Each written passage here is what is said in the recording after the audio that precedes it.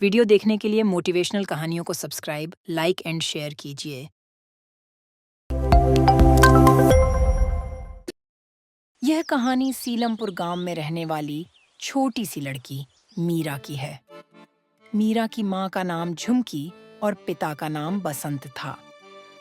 मीरा बहुत ही प्यारी और समझदार लड़की थी। एक दिन झुमकी ने कहा, सुनिए जी, जरा मीरा को उठा दीजिए। कब से सो रही है वो? देखिए ना, सूरज आसमान में आ चुका है। सोने दो उसे। छुट्टी के दिन उसे जितना सोना है सोने दिया करो। आप और आपकी बेटी? क्या हुआ माँ? इतना शोर क्यों कर रही हो सुबह सुबह? वाह, देखो जरा आसमान को। इतनी देर तक भला कौन सोता है? अरे भाग्यवान, बिटिया मायके में आराम नहीं करेंगी तो क्या सुराल में करेगी? तुम दोनों छुट्टी के दिन जिस तरह आराम करते हो, कभी मुझे भी छुट्टी दे दिया करो। लेकिन नहीं, मैं तो इस घर की नौकरानी हूँ। गुस्सा क्यों होती हो? चलो, आज आपका सारा काम हम करेंगे। आप बस आराम करो। ठीक है, चलो काम पर लग जाओ। मैं दिन का खाना बना देता हूँ। इसके बाद मीरा और उसके पिता ने मिलकर सारा काम किया और खाना खाने के लिए बैठे। चलो अब खाना खा लो। सब ठीक है। अच्छा सुनो मीरा, तुमने अपना गृह कार्य कर लिया? हाँ, वो तो मैंने कल ही कर लिया था। सही किया। रात को क्या बनाऊं? माँ बड़े दिनों से मछली नहीं खाई, आज मछली बना दो ना। ठीक है। इसके बाद शाम को बसंत मछली बाजार गया और 2 ताजी बड़ी मछलियां लेकर आया। झुमकी ने भी बड़े अच्छे तरीके से मछलियों को पकाया और सबको खाने के लिए बुलाया। गर्मा गर्म खाना तैयार है, आ जाओ। आया भाग्यवान। ठीक है, ये लो। तुम्हारा बहुत मन था ना, तुम्हें जैसी पसंद है मैंने वैसे ही बनाई है। अरे वाह भाग्यवान, कभी डांटने लगती हो फिर तुरंत प्यार भी करने लगती हो। अब हमेशा तो मैं उसके साथ नहीं रह सकती ना, एक दिन उसे सब कुछ खुद ही करना होगा। बस अभी से तैयार कर रही हूँ उसे। चलो अब खाना खाते हैं। इसके बाद सबने खाना खाया और सो गए। अगले दिन जब सब लोग उठे तो बसंत ने देखा कि झुमकी अभी तक सोई है। झुमकी, क्या हुआ? तबीयत तो ठीक है ना तुम्हारी? झुमकी, झुमकी। बसंत ने वैद्य को बुलाया। बेटा, झुमकी अब नहीं रही। तुम इसके अंतिम संस्कार की तैयारी करो। शरीर को इस तरह रखने से वह सड़ने लग जाएगा। इसके बाद सब लोग झुमकी को लेकर गए और उसका अंतिम संस्कार किया। बेटा कुछ खा ले, कब तक इस तरह बैठी रहेगी? माँ को क्या हुआ था पिताजी? कल ही तो माँ इतनी खुश थी, उन्होंने मेरे लिए मछली भी बनाई थी। भला रात ही रात में उन्हें क्या हो गया पिताजी? मुझे नहीं पता बेटी, तेरी माँ के जाने से मैं भी दुखी हूँ, पर मैं भी नहीं जानता कि अब मैं क्या करूँ। रात को दोनों ने खाना खाया और सो गए। अगले दिन सुबह बसंत ने खाना बनाया और आज मीरा भी जल्दी उठ गई थी। लेकिन मानो दोनों की जीने की आस ही कहीं ना कहीं खत्म हो गई थी। मीरा, तुम कब तक ऐसे ही बैठी रहोगी? जाओ अपने दोस्तों के साथ खेलने चली जाओ। नहीं पापा, मेरा मन नहीं है। इसी तरह कई दिन बीतने लगे। बसंत से अपनी बेटी का यह हाल देखा नहीं जा रहा था।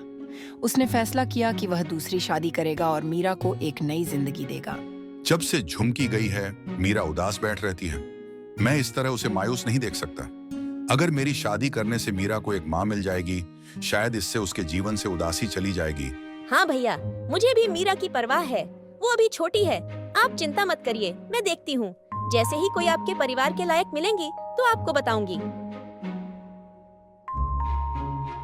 भैया, मैंने आपके लिए एक रिश्ता ढूंढा है, आप एक बार उसे देखने चले जाइए, क्या पता कुछ बात बन जाए। इसके बाद बसंत नीलम नाम की एक स्त्री को देखने के लिए चला गया। घर परिवार वालों की सहमति से वो नीलम से विवाह कर लेता है। विवाह के कुछ समय तक नीलम मीरा के साथ अच्छे से व्यवहार करती है, लेकिन जैसे जैसे वर्ष बीतने लगे वह मीरा को परेशान करने लगी और बसंत के जाने के बाद उससे घर का सारा काम कराने लगी। अब मीरा जवान हो चुकी थी। हो मीरा, जा खाना लेकर आ। तू कहीं की महारानी है जो जब देखो कमरे में पड़ी रहती है। ओ महारानी, खाना लेके आ जल्दी। इससे काम की उम्मीद रखना ही बेकार है। पता नहीं कब इसकी शादी होगी और ये बोझ कम होगा मेरी छाती से। भगवान, मेरे तो भाग्य ही फूटे हैं। छोटी माँ, मैं पढ़ाई कर रही थी। क्या करेगी इतना पढ़कर? करना तो तुझे चूल्हा चौका ही है। जा खाना लेकर आ, और हाँ, उसके बाद कपड़े धो देना और बर्तन भी, समझी ना? इसके बाद मीरा ने घर का सारा काम किया और शाम को जैसे ही बसंत घर पर आने वाला होता वैसे ही नीलम मीरा के हाथ से झाड़ू लेकर खुद मारने लगती है। क्या चल रहा है माँ और बेटी के बीच में? नहीं, कुछ नहीं जी, बस मीरा काम कर रही थी। मैंने कहा कि ये कोई उम्र है भला, ये उम्र तो पढ़ने लिखने की है। हाँ मीरा, तुम जाओ अपनी पढ़ाई करो। इसके बाद बसंत ने खाना खाया और लकड़ियां काटने के लिए चला गया। बसंत के पास एक आदमी भागता हुआ आया। अरे बसंत, घर जा भाई। अरे मीरा बाजार में बेहोश हो गई है, लोग उसे घर ले गए हैं, जल्दी घर जाओ। इसके बाद बसंत भाग के अपने घर पर पहुंचा। क्या हुआ मीरा को? इन्हें आराम की जरूरत है। सब कुछ तो बढ़िया है, फिर मीरा इतनी कमजोर कैसे हो गई? सारी मेरी ही गलती है। मैं भी काम की वजह से कुछ दिनों से उस पर ध्यान नहीं दे पाया। नीलम सुनो, तुम थोड़ा मीरा का ध्यान रखो, मैं इसके लिए दवाई लाता हूँ। ठीक है जी, आप जाइए। इसके बाद बसंत मीरा का बहुत ध्यान रखने लगता है। कुछ दिनों में मीरा ठीक हो जाती है। एक दिन उनके घर में रोहित नाम का एक लड़का आता है। प्रणाम चाचा। प्रणाम रोहित बेटा। चाचा जी, वो मीरा कैसी है अब? थोड़ा बहुत ठीक है। डॉक्टर ने 1 माह तक घर में रहने को बोला है। कह रहे थे खून की कमी हो गई है। चाचा जी, आपसे एक बात कहनी थी। चाचा जी, मुझे मीरा पसंद है। अगर आपको ऐतराज ना हो तो मैं अपने घर वालों को रिश्ते की बात करने के लिए बोलना चाहता हूँ। अब मैं तुम्हारे पिताजी को जानता हूँ बेटा, वो एक अच्छे इंसान हैं। मुझे अच्छा लगा कि तुम मेरे सामने अपनी बात लेकर आए। इसके बाद रोहित वहाँ से चला गया। रात को बसंत ने मीरा से रोहित के बारे में बात की। आज रोहित घर आया था रिश्ते की बात लेकर। देखो बेटा, मुझे रोहित पसंद आया, लेकिन अगर तुम्हें रोहित पसंद नहीं है तो कोई बात नहीं। पिताजी, रोहित एक अच्छा लड़का है। अगर आपका मन है कि मैं उससे शादी करूं तो मैं आपके फैसले का सम्मान करती हूं। बेटी, तू एक आदर्श बेटी है। आज अगर तेरी माँ जिंदा होती तो तुझे देख बहुत खुश होती। अगले दिन रोहित के परिवार वाले रिश्ता लेकर बसंत के घर पर आ जाते हैं। लेकिन जैसे ही रोहित की माँ बसंत को देखती है, उसके चेहरे के थोड़े एक्सप्रेशन चेंज हो जाते हैं। प्रणाम। है ना? प्रणाम। अचानक मुझे थोड़ा काम याद आ गया। जल्दी जाना होगा वरना नुकसान हो जाएगा कारोबार में। हम किसी और दिन आते हैं, जो भी होगा मैं आपको बता दूंगा। मगर पापा। बेटा समझो, काम जरूरी है, वरना मैं ऐसे थोड़ी न जाने को कहता। इसके बाद वे सब वहाँ से चले जाते हैं। कुछ दिनों बाद रोहित मीरा के घर पर आता है।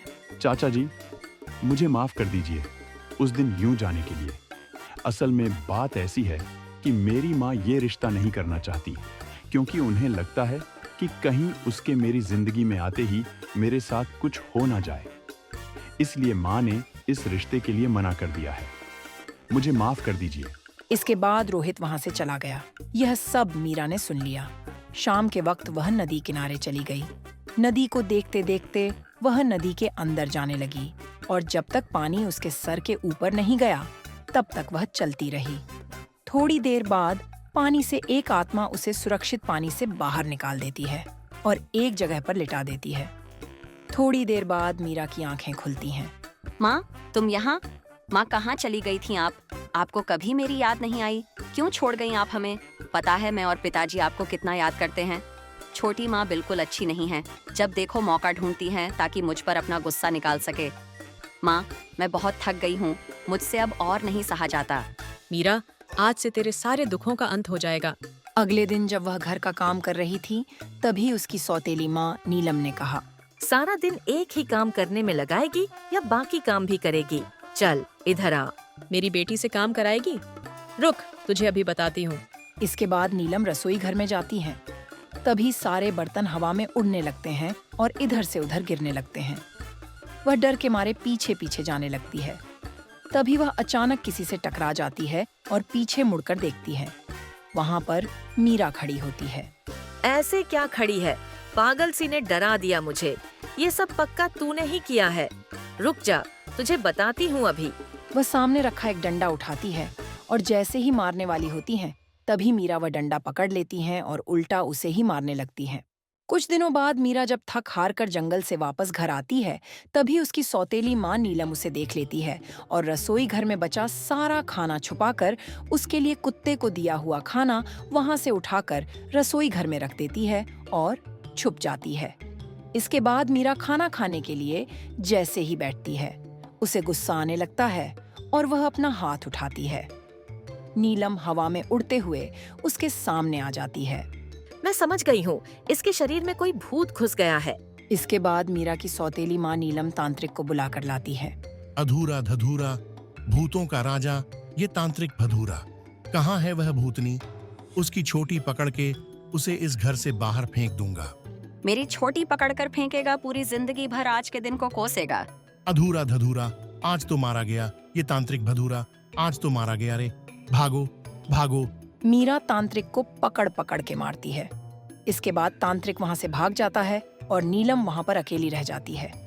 जैसे ही नीलम वहां से भागने की कोशिश करती है, दरवाजा अपने आप बंद हो जाता है और मीरा के शरीर से उसकी माँ की आत्मा बाहर निकलती है और नीलम को बहुत मारती है।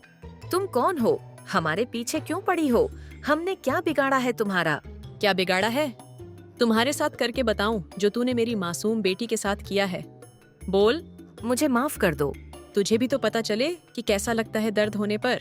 उसी समय मीरा को होश आ जाता है। रुक जाओ माँ, छोड़ दो इन्हें। हम किसी को सजा तो दे सकते हैं, लेकिन बदल नहीं सकते। जिन्हें बदलना होता है वो बदल जाते हैं।